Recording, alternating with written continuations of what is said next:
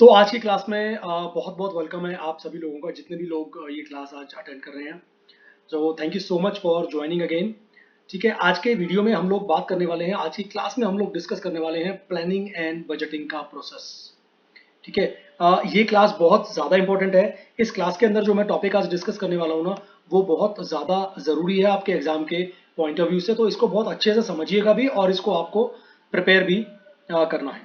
ठीक है, टॉपिक का नाम है प्लानिंग एंड बजटिंग प्रोसेस।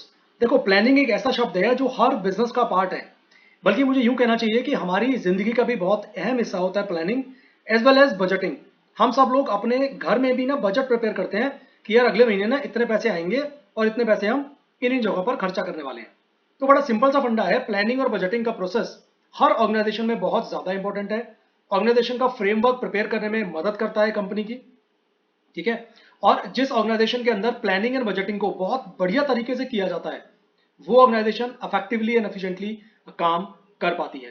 वो कंपनी अपने अपने रेवेन्यू का एस्टिमेट लगा सकती है, अपने किसी भी तरह का बदलाव उसके लिए करना आसान हो जाता है, टारगेट चेंज करने आसान हो जाते हैं, कोई अगर बजट है उसको रिवाइज करना है वो आसान हो जाता है। तो planning and budgeting are the most important part in every organisation.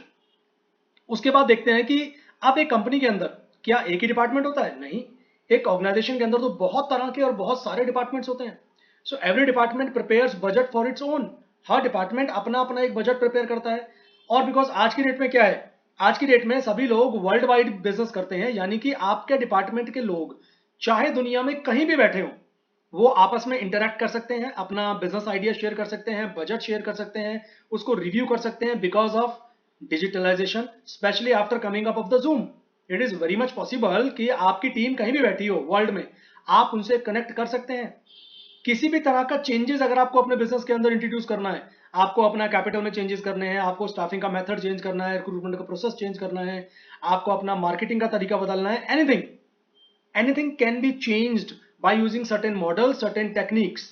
जैसे एक नाम यहां पर दे रखा है, व्हाट इफ एनालिसिस। अगर ऐसा हुआ तो क्या होगा, अगर ऐसा हुआ तो क्या होगा। इस तरीके से कंपनी एनालिसिस करती है।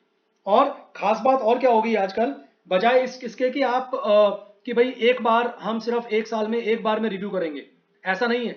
आज आप रियल टाइम रिव्यू करते हैं। रियल टाइम का मतलब है एक्चुअल में जो अभी चल रहा है, करंट रिव्यू, पल पल की खबरें रखना जिसको बोलते हैं ना, इसका मतलब होता है प्रोएक्टिव रियल टाइम रिस्पॉन्स और review.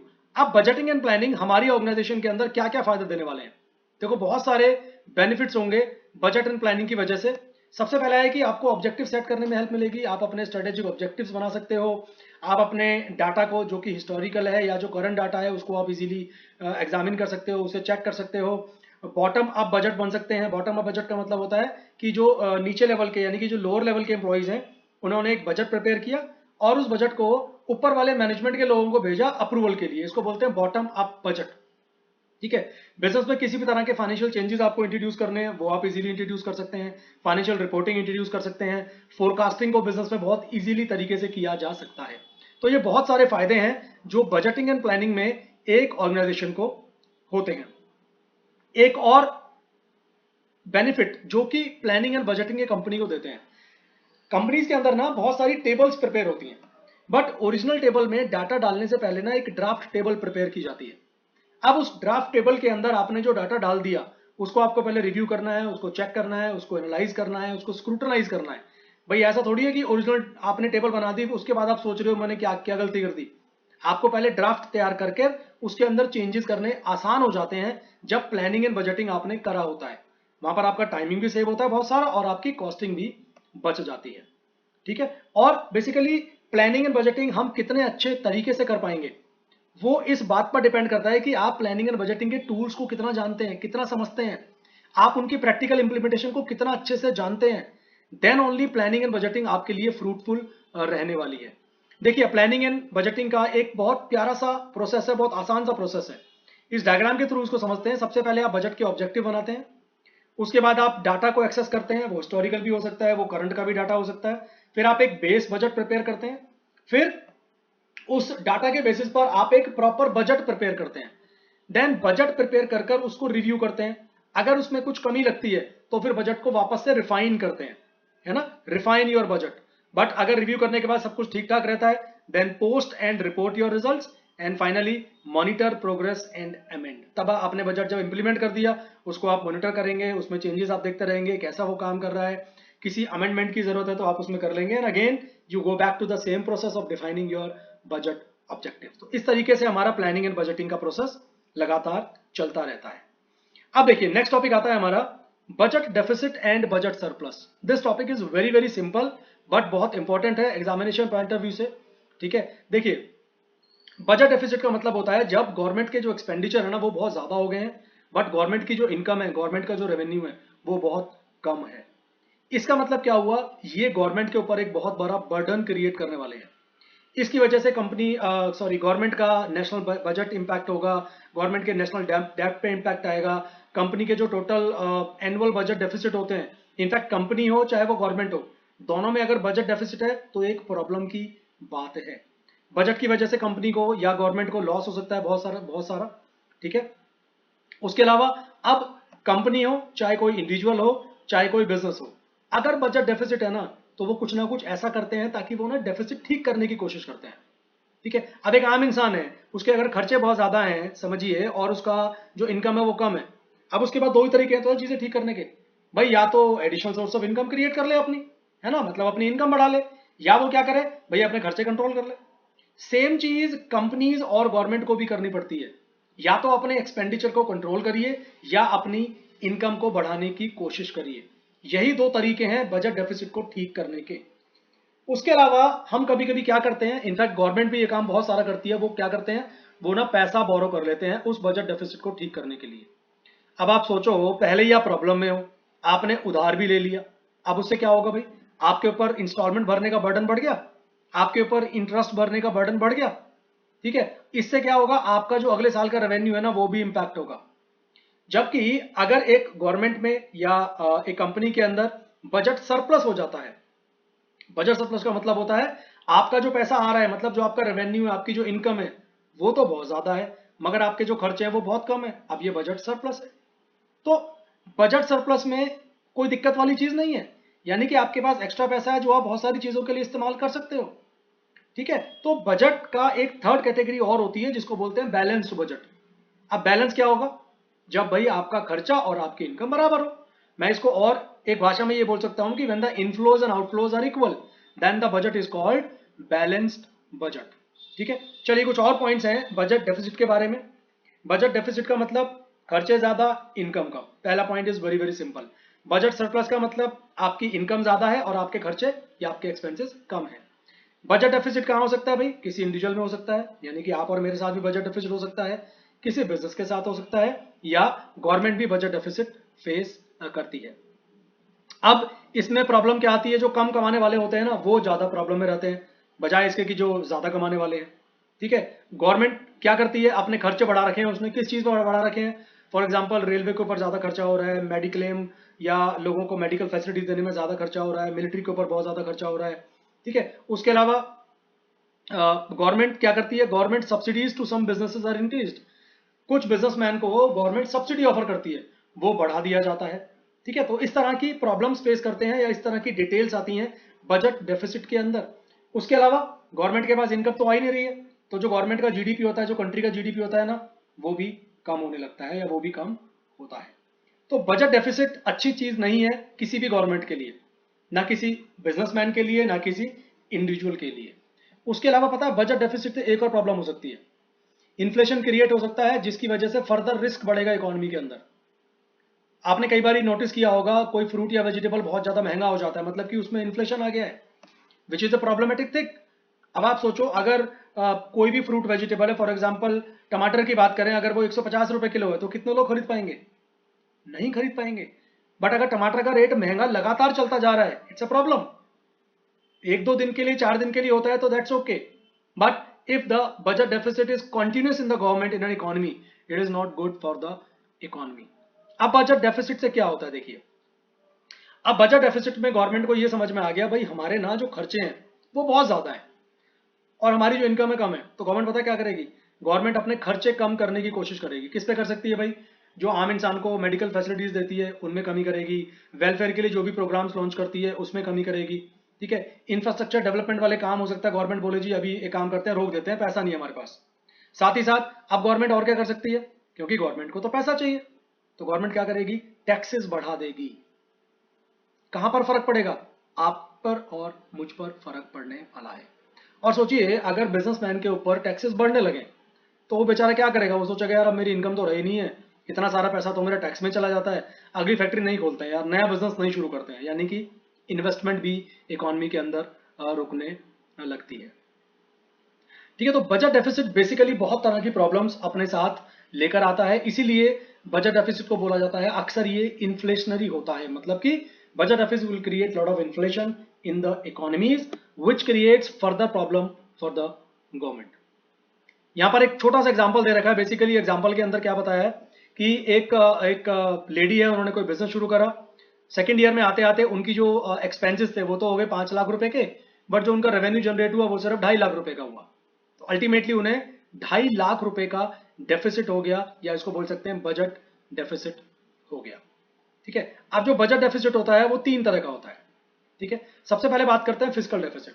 Now what is fiscal deficit, देखिए गवर्नमेंट के जो टोटल खर्चे हैं वो गवर्नमेंट की टोटल रिसीट से ज्यादा हो गए हैं, तो the total expenditures and total receipts, उन दोनों के बीच में बहुत सारा गैप क्रिएट हो गया है। बट ध्यान रखने वाली चीज क्या है, जब आप टोटल रिसीट्स कंसीडर करेंगे ना तब आपको बोरोइंग्स नहीं लेनी है।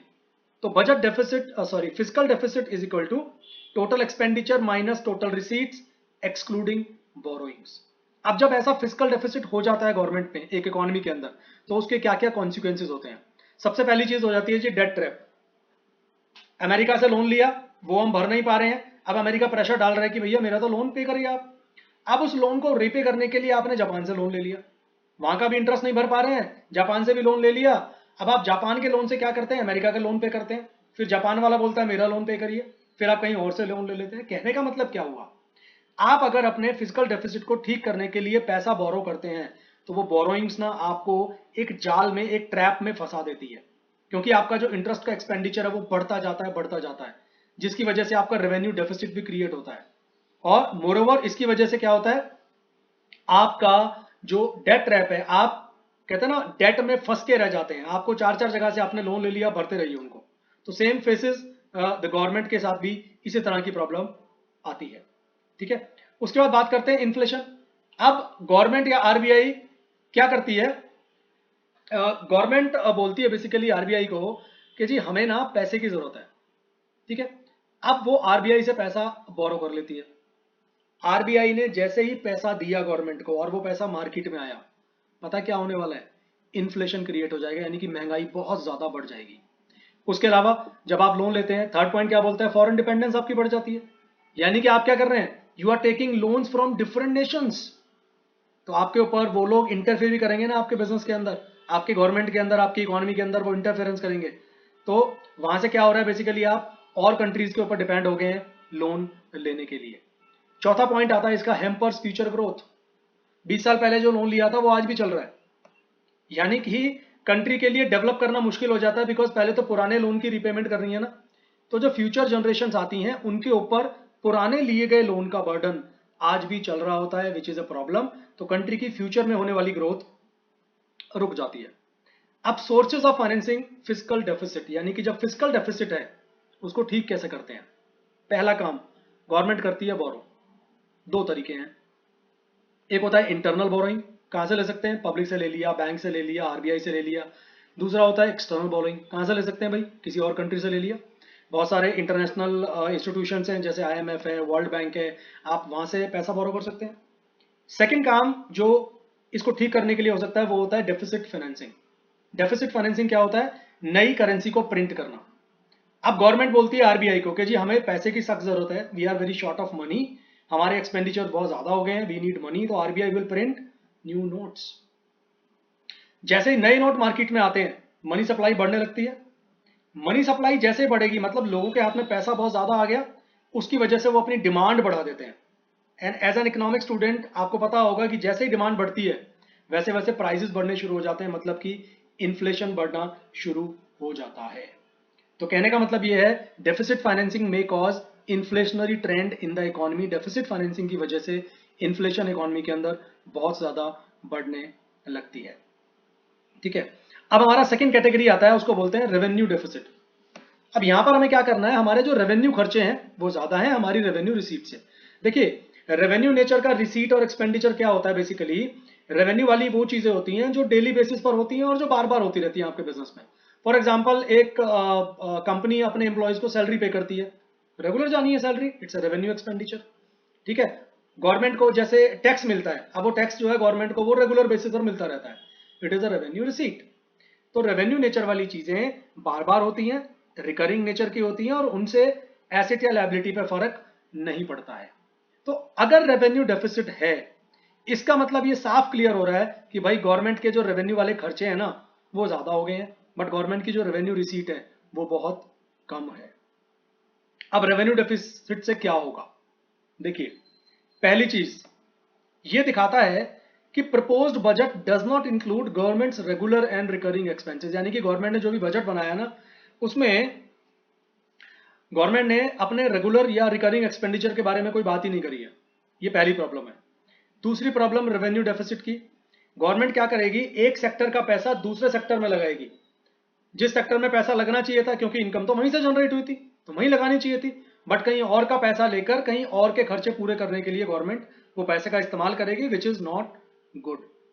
उसके अलावा गवर्नमेंट क्या कर सकती है, गवर्नमेंट डिसइन्वेस्टमेंट कर सकती है, अपने एसेट्स को बेचना, अपनी कंपनीज को बेचना, जैसे जो पब्लिक सेक्टर कंपनीज होती हैं जिनको हम पीएसयू बोलते हैं उनको सेल आउट करना। ठीक है, उससे क्या होता है, गवर्नमेंट की एसेट भी कम होते हैं और अगर गवर्नमेंट पैसा बोरो करती है तो गवर्नमेंट की लायबिलिटीज भी इंक्रीज हो रही है। उसके अलावा जब आप पैसा बोरो करते हैं तो पैसा आता है तो इन्फ्लेशन बढ़ता है मार्केट के अंदर, which is again a problem. ठीक है, तो हाई बोरोइंग आप करते हैं तो आपके ऊपर इंटरेस्ट का बर्डन भी बढ़ता है। कहने का मतलब है जो रेवेन्यू डेफिसिट है ना, इट्स ए रेड फ्लैग कि गवर्नमेंट अपने एक्सपेंडिचर ना तो कम कर पा रही है, ना गवर्नमेंट अपने रेवेन्यू को बढ़ा पा रही है। इसलिए गवर्नमेंट को हमेशा ये कोशिश करनी चाहिए कि गवर्नमेंट के जो रेवेन्यू रिसीट्स है ना वो गवर्नमेंट के रेवेन्यू एक्सपेंडिचर से ज्यादा हो।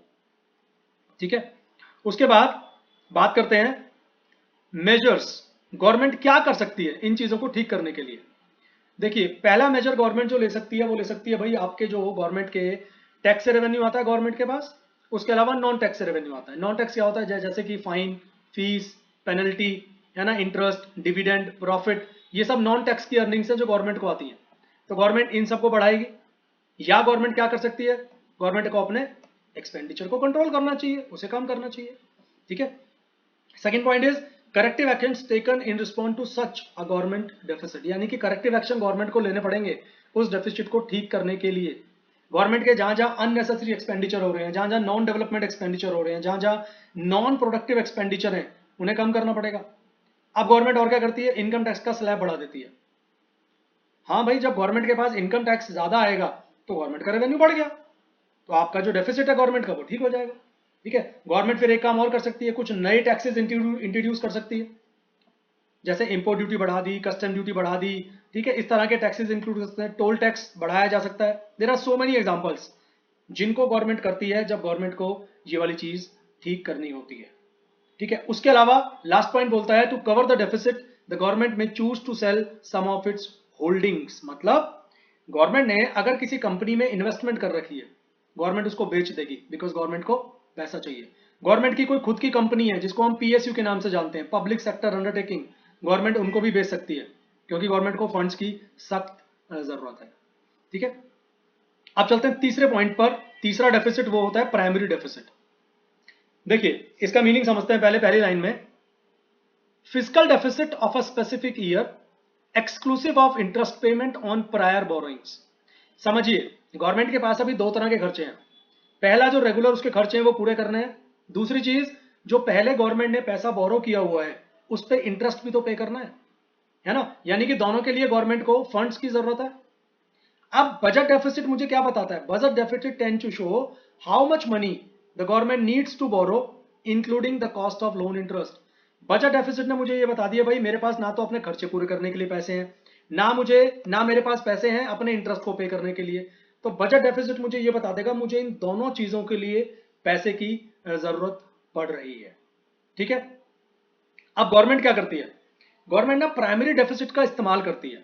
किस लिए करती है, समझिए इस बात को। Government uses primary deficit to find out how much borrowing is necessary to cover all cost except loan interest payment. तो गवर्नमेंट प्राइमरी डेफिसिट ये पता लगा लेती है मुझे कितना पैसा बोरो करने की जरूरत है अपने एक्सपेंसेस पूरे करने के लिए, अपार्ट फ्रॉम लोन की इंटरेस्ट जो मुझे पे करना है। उसके अलावा अगर प्राइमरी डेफिसिट अगर जीरो आ जाता है, इसका मतलब है वो ये इंडिकेट करता है गवर्नमेंट को कि government needs to do is borrow enough money to cover interest payment. Government को अपने इंटरेस्ट को पे करने के लिए पैसा कितना बोरो करने की जरूरत है। और प्राइमरी डेफिसिट का फॉर्मूला होता है fiscal deficit minus loan interest की पेमेंट कर। अब प्राइमरी डेफिसिट अगर एक इकोनॉमी के अंदर हो गया तो उसके क्या क्या कॉन्सिक्वेंसेस होने वाले हैं। देखिए, पहली चीज, इससे ये साफ जाहिर हो जाता है गवर्नमेंट को अपने एक्सपेंसेस पूरे करने के लिए ना लोन लेना पड़ेगा। तो it shows that portion of the governments borrowing will be used for expenses other than interest payment. तो गवर्नमेंट ने आप पैसा बोरो कर लिया, मगर उस जो बोरोइंग का अमाउंट होगा ना, it will be used for expenses other than interest payment.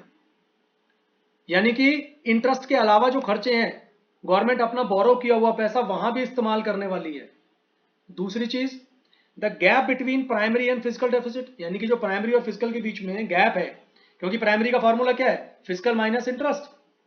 तो प्राइमरी और फिजिकल का जो गैप है ना, वो ये बताएगा how much of the borrowings interest payments have already been made, यानी कि कितना पेमेंट ऑलरेडी हम कर चुके हैं बोरोइंग्स में से। ठीक है, तो बेसिकली एक सिंपल सी चीज समझिए, अगर प्राइमरी डेफिसिट है ना, तो प्राइमरी डेफिसिट अगर बहुत कम हो चुका है तो इसका मतलब है गवर्नमेंट को पैसे की सख्त जरूरत है अपने पुराने इंटरेस्ट को पे करने के लिए। पुराना इंटरेस्ट कौन सा, जो पहले लोन लिया हुआ था उसके ऊपर जो पुराना इंटरेस्ट है उसकी पेमेंट करने के लिए गवर्नमेंट को लोन की जरूरत है। ठीक है, sources for meeting deficit. Deficit financing जब हो गया इकोनॉमी के अंदर, वो कहां से ठीक होगा, उसे किस तरीके से हम ठीक कर सकते हैं। पहली चीज देखिए, पहला पॉइंट क्या बोलता है, when the government's overall income is less than total expenditure, deficit financing हो गई कि भाई खर्चे ज्यादा है और इनकम कम है, तो डेफिसिट फाइनेंसिंग होगी। अब दूसरा, गवर्नमेंट क्या करती है, government will choose to borrow money from public. Public से कैसे पता बोरो करती है गवर्नमेंट, बॉन्ड इशू करती है। अभी आपने कभी नोटिस किया हो, धीरे धीरे गवर्नमेंट बीच बीच में सोवरजीन गोल्ड बॉन्ड इशू करती है, जिसके थ्रू वो पैसा लोगों से ले लेती है। ठीक है, आरबीआई को बोल सकती है कि भैया आप नई करेंसी नोट प्रिंट करिए, या गवर्नमेंट का जो पैसा आरबीआई के पास डिपॉजिट है, गवर्नमेंट उस पैसे को विड्रॉ कर लेगी अपने एक्सपेंडिचर पूरा करने के लिए। थर्ड ऑप्शन, एक और काम करती है गवर्नमेंट, ट्रेजरी बिल्स इशू करती है गवर्नमेंट। लोन लेती है बैंक से, प्राइवेट बैंक हो पब्लिक बैंक हो, उनसे लोन लेती है अपने डेफिसिट को कवर करने के लिए बाय इशूइंग ट्रेजरी बिल्स। तो ये कुछ सोर्सेज हैं जिनका इस्तेमाल किया जाता है डेफिसिट फाइनेंसिंग को ठीक करने के लिए। उसके बाद, why we need deficit financing, क्यों जरूरत है। देखिए, बड़ा सिंपल सा फंडा है। अगर आपकी इकोनॉमी के अंदर, पहला पॉइंट क्या बोलता है, when there are not enough resources to conduct out economic activity, देश को चलाने के लिए पैसा नहीं है हमारे पास, तो हम क्या करेंगे भाई, डेफिसिट फाइनेंसिंग करनी पड़ेगी आपको, ताकि आपका जो फिजिकल डेफिसिट है ना उसको आप ठीक कर सकें। उसके अलावा, it is preferred as the price rise is considered to be lesser evil and is therefore preferred over a lower growth rate. मतलब कि आप सोचते हैं कि चलो यार डेफिसिट फाइनेंसिंग कर लेते हैं, नए नोट प्रिंट वगैरह कर लेते हैं, क्योंकि थोड़ा सा प्राइस बढ़ भी गया ना, इट्स ओके, इकोनॉमी इसको मैनेज इजीली कर लेगी। ठीक है, उसके अलावा डेफिसिट फाइनेंसिंग और कैसे क्रिएट हो सकता है, इट में also result from higher spending on useless and non development activities. अब गवर्नमेंट आलतू फालतू के खर्चे करी जा रही है जिनका कोई सेंस नहीं है, जिनका कोई लॉजिक नहीं है देश के अंदर, तो अल्टीमेटली उसकी वजह से क्या होगा, गवर्नमेंट में डेफिसिट फाइनेंसिंग क्रिएट हो जाएगा। कहने का मतलब सिंपल सा है, पैसे की कमी हो जाएगी एक कंट्री के अंदर। अब गवर्नमेंट के पास जब पैसे की कमी है तो गवर्नमेंट क्या करती है उसे ठीक करने के लिए, पहली चीज, बोरो करती है पैसा। कहां से बोरो कर सकती है, बैंक से बोरो कर सकती है, आरबीआई से बोरो कर सकती है। ठीक है, किसी और गवर्नमेंट से गवर्नमेंट बोरो कर सकती है, फॉरेन गवर्नमेंट की बात कर रहा हूं मैं। ठीक है, बहुत सारे इंटरनेशनल इंस्टीट्यूशंस हैं, जैसा मैंने थोड़ी देर पहले भी एग्जांपल दिया था, वर्ल्ड बैंक है, आईएमएफ है, वहां से वो पैसा बोरो कर सकती है। ठीक है, दूसरा काम क्या कर सकते हैं, आरबीआई के पास ना गवर्नमेंट का अकाउंट होता है, तो आरबीआई उस अकाउंट से भी पैसा विड्रॉ कर सकती है अपने एक्सपेंडिचर को पूरा करने के लिए। ठीक है, उसके अलावा इंपैक्ट ऑफ डेफिसिट फाइनेंसिंग, जब डेफिसिट फाइनेंसिंग होगा तो उसकी वजह से क्या होगा, सिंपल सा पॉइंट होगा पहला, कि भाई उसकी वजह से मनी का इकोनॉमी में फ्लो बढ़ जाएगा, जिसकी वजह से लोगों के हाथ में बहुत सारा पैसा आएगा, डिमांड बढ़ेगी एंड अल्टीमेटली इन्फ्लेशन हो जाएगा इकोनॉमी के अंदर, मतलब कि महंगाई बहुत ज्यादा बढ़ जाएगी। ठीक है, उसके अलावा it also triggers process of economic surplus which promotes economic growth. तो जब पैसा आता है तो देखो इसका एक बेनिफिट भी होगा, पैसा आएगा तो इकोनॉमी की ग्रोथ बढ़ सकती है ना। गवर्नमेंट इंफ्रास्ट्रक्चर पे बहुत सारा काम कर सकती है, गवर्नमेंट की लिक्विडिटी की नीड पूरी होती है, तो ओवरऑल इकोनॉमी की ग्रोथ भी हो सकती है और इकोनॉमी में प्रॉब्लम भी क्रिएट हो सकती है। दोनों ही बातें होती हैं जब डेफिसिट फाइनेंसिंग का इस्तेमाल किया जाता है। एडवांटेजेस ऑफ डेट फाइनेंसिंग, पहला पॉइंट,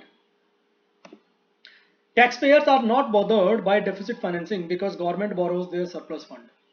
भाई मेरा पैसा पड़ा हुआ है फालतू, गवर्नमेंट ने मेरे से वो पैसा बोरो कर लिया तो गवर्नमेंट मुझे तो इंटरेस्ट पे करेगी ना, तो मुझे कोई प्रॉब्लम नहीं है अगर गवर्नमेंट मेरा पैसा बोरो करती है, सरप्लस फंड है मेरे पास, गवर्नमेंट ने वो पैसा मेरे से बोरो कर लिया। ठीक है, सेकेंड इज, गवर्नमेंट जब आरबीआई से पैसा बोरो करती है, ठीक है, तो अब अल्टीमेटली आरबीआई से पैसा बोरो किया तो गवर्नमेंट को आरबीआई को इंटरेस्ट देना पड़ेगा ना। अल्टीमेटली क्या आरबीआई गवर्नमेंट से अलग है? तो कहते हैं ना अपना पैसा अपने पास ही रह गया। जब आप आरबीआई से पैसा बोरो करते हैं, गवर्नमेंट की फाइनेंशियल पोजीशन बहुत बढ़िया हो जाती है। ठीक है, इन्फ्लेशन देखिए डेफिनेटली होता है जब मनी सप्लाई बढ़ती है, बट कभी कभी वो फायदेमंद भी होता है इकोनॉमी के अंदर। उसके अलावा जब ये चीज आती है तो गवर्नमेंट को ये समझ में आने लगता है यार हमारी इकोनॉमी के अंदर ना रिसोर्सेज अंडर यूटिलाइज हैं, हमें कुछ करना चाहिए। कहते हैं ना जब प्रॉब्लम आती है तो आपका दिमाग चलना शुरू हो जाता है, आप रास्ते ढूंढना शुरू कर देते हो। तो बिल्कुल वैसे ही जब डेट फाइनेंसिंग करते हैं तो गवर्नमेंट का भी दिमाग चलना शुरू हो जाता है कि यार अभी तक जो नहीं किया ना, चलिए वो चीजें करते हैं, हमारे रिसोर्सेज पड़े हैं बहुत सारे, हम उन्हें यूज ही क्यों नहीं कर रहे हैं, चलो उनका इस्तेमाल करना शुरू कर देते हैं। तो अल्टीमेटली इकोनॉमी के अंदर मल्टीप्लायर इफेक्ट आता है ग्रोथ के ऊपर, यानी कि इकोनॉमी ग्रोथ बहुत तेजी से होने लगती है। वहीं कुछ नुकसान भी हैं डेफिसिट फाइनेंसिंग के। पहला नुकसान तो बड़ा आसान सा है, इन्फ्लेशन बढ़ जाएगा, महंगाई बढ़ जाएगी। दूसरी चीज, जिन लोगों की या इसको ऐसे कह सकते हैं इकोनॉमी के अंदर ना, आप समझिए इनकम इनइक्वालिटी बढ़नी शुरू हो जाती है, यानी कि अमीरों और गरीबों के बीच में जो गैप है इट कीप्स ऑन इंक्रीजिंग। ठीक है, थर्ड पॉइंट होता है जो आपका इन्वेस्टमेंट है ना इकोनॉमी के अंदर, उसमें रुकावट आने लगती है। बिकॉज आपने क्या करा, आपने पैसा इकोनॉमी से थोड़ा सा विड्रॉ करना शुरू करा, कहां विड्रॉ करना शुरू करा, उन सेक्टर में डाला जहां पर शॉर्ट टर्म में तो प्रॉफिट दिख रहा है बट लॉन्ग टर्म में नहीं दिख रहा, तो आपने गड़बड़ कर दी। तीसरी चीज, जो गरीब इकोनॉमीज होती हैं उनके पास तो ऑलरेडी रिसोर्सेज की बहुत ज्यादा कमी है, तो वहां पर क्या होता है, अनएम्प्लॉयमेंट क्रिएट होने लगती है। ठीक है, इसके अलावा जब इन्फ्लेशन बढ़ा तो पैसे की जो परचेजिंग पावर है वो कम हो गई। अगर पहले 100 रुपए में 1 लीटर पेट्रोल आता था, आज वही पेट्रोल अगर 200 रुपए में आने लगे, इसका मतलब है आपको ज्यादा पैसे खर्च करने पड़ेंगे उस चीज को खरीदने के लिए, उतनी क्वांटिटी लेने के लिए। इसको बोलते हैं आपकी मनी की परचेजिंग पावर कम हो जाना। ठीक है, तो बेसिकली समझिए मतलब क्या है इसका, कि गवर्नमेंट क्या करती है, डेफिसिट फाइनेंसिंग आता ही है, उसको ठीक करने के लिए गवर्नमेंट बहुत सारे स्टेप्स भी लेती है। ठीक है, और एंटी इन्फ्लेशन मेजर भी गवर्नमेंट को इस्तेमाल करने पड़ते हैं, बिकॉज कहीं ना कहीं वो भी प्रॉब्लम वाली चीज है अगर महंगाई बहुत ज्यादा बढ़ने लगे। ठीक है, तो अल्टीमेटली कहने का मतलब क्या हुआ, जितने भी तरह के बजट के डेफिसिट हैं वो होते हैं इकोनॉमीज के अंदर, और गवर्नमेंट उन सबको ठीक करने के लिए ना अलग अलग वक्त पे अलग अलग तरह के मेजर्स का इस्तेमाल करती रहती है, बिकॉज वो सभी जरूरी है। बिकॉज हर तरह के डेफिसिट को आप कोशिश करते हैं बैलेंस करने की, ऑल तो कभी भी बजट बैलेंस नहीं होता है इकोनॉमीज के अंदर। ठीक है, तो आज की क्लास में हम सिर्फ इतना ही करेंगे। अब अगली क्लास में मैं जाऊंगा आपके साथ नेक्स्ट टॉपिक पे, तो तब तक थैंक यू वेरी मच, मिलते हैं नेक्स्ट क्लास में।